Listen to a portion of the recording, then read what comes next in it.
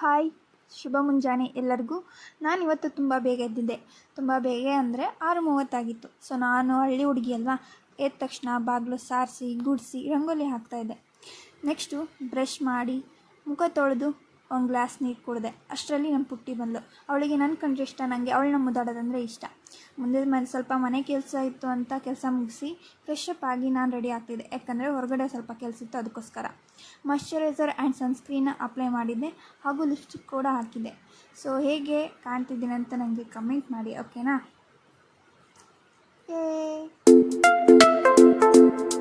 And ಮಳೆ ಕೂಡ ಬರ್ತಾಯಿತ್ತು. ಮಳೆಯಲ್ಲಿ ಜೊತೆಲಿ ಅಂತ ಕೊಡೆ ಹಿಡಿದು ನಾನು ನಡೆದಿದ್ದು ಹುಬ್ಳಿಗೆ ಏನಕ್ಕೆ ಹೋಗಿದ್ದೆ ಅಂತ ನೆಕ್ಸ್ಟ್ ವಿಡಿಯೋದಲ್ಲಿ ತಿಳಿಸ್ತೀನಿ. ಹಾಗೆ ನನ್ನ ಕೆಲಸನ ಮುಗಿಸ್ಕೊಂಡು ಬಸ್ ಹತ್ತಿ ರಿಟರ್ನ್ ಕೂಡ ಬಂದೆ.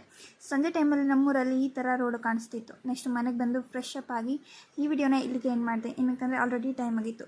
ಬಾಯ್.